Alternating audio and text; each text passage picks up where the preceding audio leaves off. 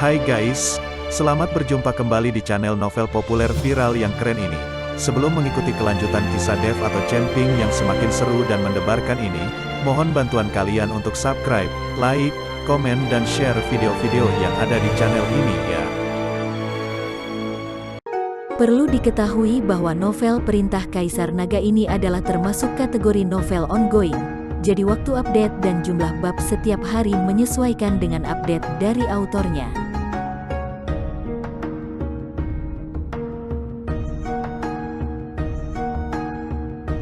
Perintah Kaisar Naga bab 3846, 3847, 3848. Pada saat ini, Mu Yao dan yang lainnya telah menyusul, dan kemudian gelombang api menyerang Dev dengan sangat kuat.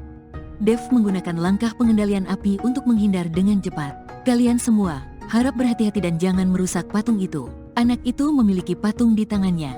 Jika patung itu rusak, akan sia-sia, teriak Munai.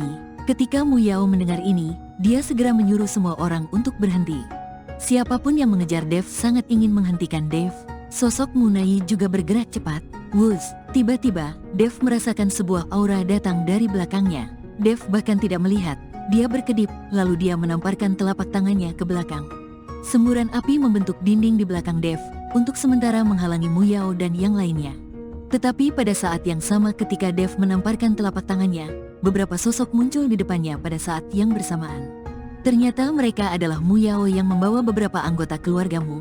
Beberapa orang tidak menyerang Dev, tetapi merangsek langsung menuju patung di tangan Dev.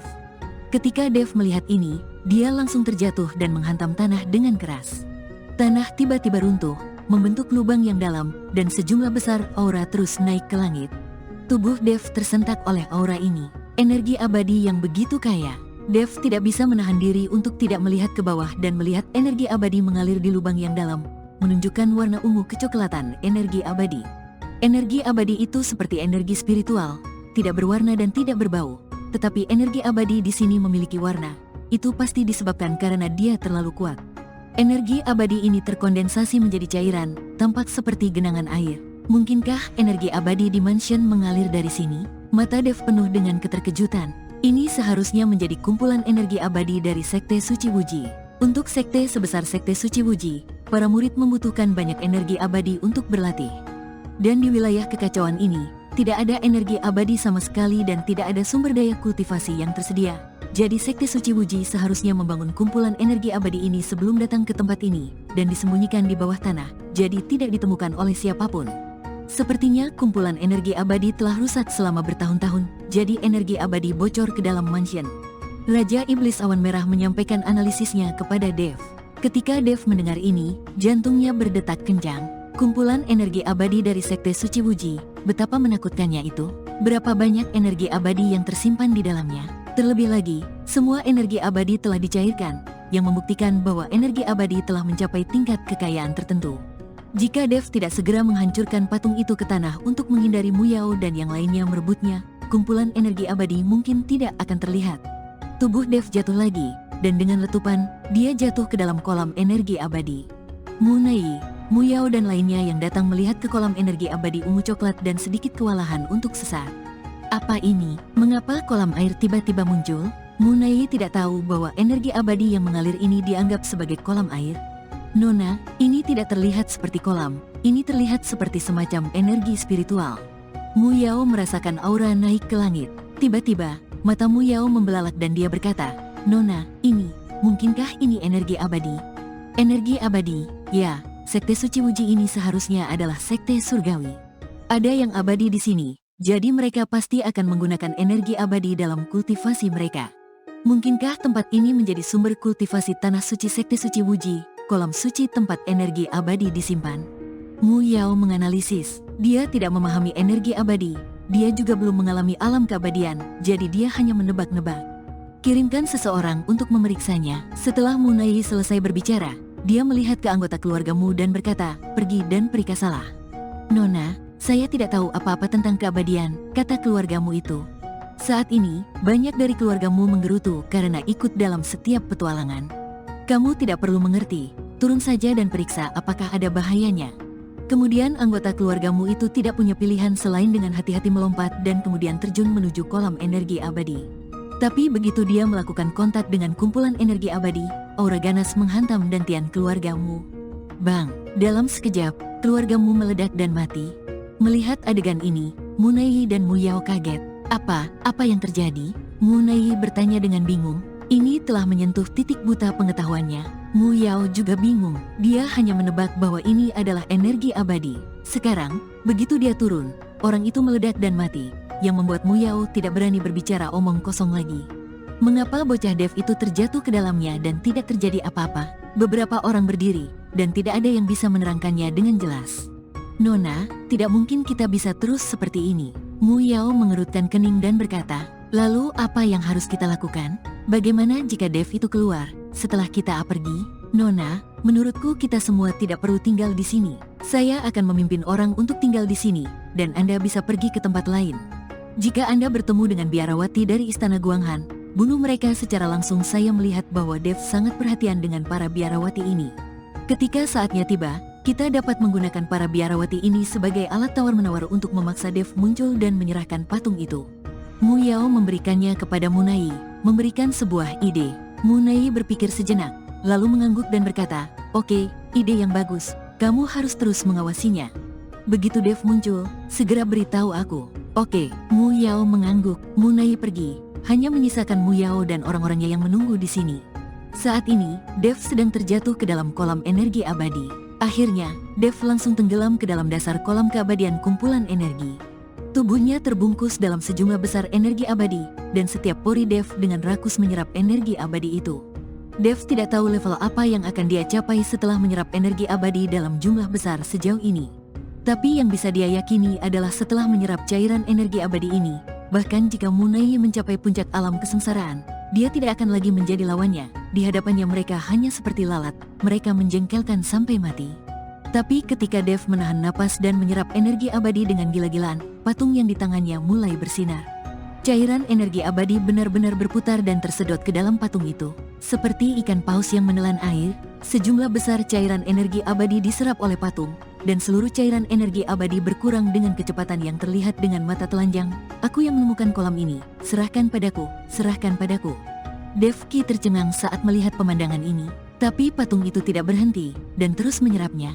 Dev menamparkan patung itu 2 kali karena marah, tapi tidak ada gunanya sama sekali. Cairannya semakin berkurang, dan Dev menjadi cemas, tapi dia hanya bisa khawatir, dan tidak mungkin naik ke atas. Melihat genangan air di depannya semakin berkurang, Mu Yao ingin segera memberitahu Munai tentang fenomena aneh ini. Tapi Mu Yao merasa sedikit tidak yakin. Anak muda, bukankah kamu memiliki api es yang sangat dingin? Ayo lihat apakah kamu bisa membekukan cairan energi abadi ini. Jika kamu bisa membekukannya sedikit, patung itu mungkin tidak akan bisa menyerapnya. Raja Iblis Awan Merah memberikan nasihat kepada Dev. Ketika Dev mendengar ini, api es yang sangat dingin segera menari di ujung jarinya. Api es yang sangat dingin muncul, dan cairan energi abadi di sekitarnya benar-benar mengembun menjadi es. Melihat efektivitasnya, Dev bekerja lebih keras. Tapi patung itu juga mati-matian menyerap cairan energi abadi. Pada akhirnya, cairan energi abadi terserap seluruhnya, hanya menyisakan segumpal besar es batu energi abadi, dan diseret Dev dengan tangannya. Saat ini, Dev sedang memegang patung di satu tangan dan es batu besar di tangan lainnya. Tepat ketika Dev hendak melemparkan es batu energi abadi ke dalam ring penyimpanan, dia tiba-tiba berhenti. Jika dia membuang es batu energi abadi ini ke dalam cincin penyimpanan, dia khawatir es batu tersebut akan dimakan oleh binatang penelan langit lagi. Kalau begitu, Dev tidak akan mendapat apa-apa. Tepat ketika Dev bertanya-tanya apakah dia harus memasukkan es batu energi abadi ke dalam cincin penyimpanan, Mu Yao datang bersama anak buahnya untuk membunuhnya. Mu Yao berada di atas, melihat tatapan aneh Dev, dan bingung. Tapi tidak peduli apa, dia bertekad untuk mendapatkan patung itu kembali. Nak, kembalikan patung itu kepadaku, dan aku akan mengampuni nyawamu. Mu Yao datang bersama beberapa anggota keluarga Mu dengan niat membunuh. Ketika Dev melihat ini, dia tidak bisa menahan cemberutnya. Kemudian dia dengan lembut melemparkan es batu energi abadi di tangannya, dan kemudian api putih menari-nari di telapak tangannya. Api es yang sangat dingin. Dev menyerang dengan telapak tangan. Kabut yang sangat dingin dalam jumlah yang tak terhitung jumlahnya mengalir menuju Mu Yao dan yang lainnya. Mu Yao mendengus kedinginan dan bersatu dengan beberapa anggota keluarga Mu untuk meluncurkan telapak tangan api yang menyala bersama-sama. Nyala api menghilang melawan kabut putih dingin. Namun tak lama kemudian, Pemandangan yang mengejutkan Mu Yao dan yang lainnya muncul. Saya melihat nyala api yang berkobar, dan setelah bertabrakan dengan kabut dingin, bahkan apinya pun langsung membeku. Nyala api semuanya membeku, tidak mampu mengeluarkan gelombang panas sedikit pun. Seorang anggota keluarga Mu yang berada di bagian paling depan sedikit tersentuh oleh kabut dingin, dan seluruh lengannya langsung membeku. Dan saat terkena kilatan petir, lengan kultivator itu terlepas. Dia mati beku karena kabut dingin ini. Kabut dingin yang sangat menakutkan, cepat mundur. Mu Yao terkejut saat melihat ini, dan buru-buru memimpin orang mundur. Dev memanfaatkan kesempatan itu, melompat dan langsung melarikan diri. Dev melihat patung di tangannya, berharap bisa membakarnya. Dia masih kesal cairan roh abadi yang akhirnya ditemukan diserap oleh patung ini. Melihat Dev melarikan diri lagi, Mu Yao berteriak dengan marah, "Kejar dia, jangan biarkan dia pergi." Mu Yao berteriak dan memimpin orang-orangnya untuk mengejar dengan cepat. Dev lebih lambat sekarang, bahkan dengan langkah-langkah pengendalian api, dia tidak dapat melarikan diri dengan cepat. Segera, Mu Yao dan orang-orangnya semakin dekat, mata semua orang ini merah, dan kemudian mereka mengeluarkan aliran api. Nyala api terjalin dan berubah menjadi jaring api besar, menutupi Dev. Ketika Dev melihat ini, dia juga berkeringat banyak. Segera, jaring api membungkus Dev, dan Mu Yao mencibir, "Mari kita lihat kemana tujuanmu." Mu Yao dan yang lainnya dengan cepat mengendalikan jaring api dan mengencangkannya. Pada saat yang sama, api terus membubung di sekitar tubuh Mu Yao, dan api di jaring api meluas dengan cepat.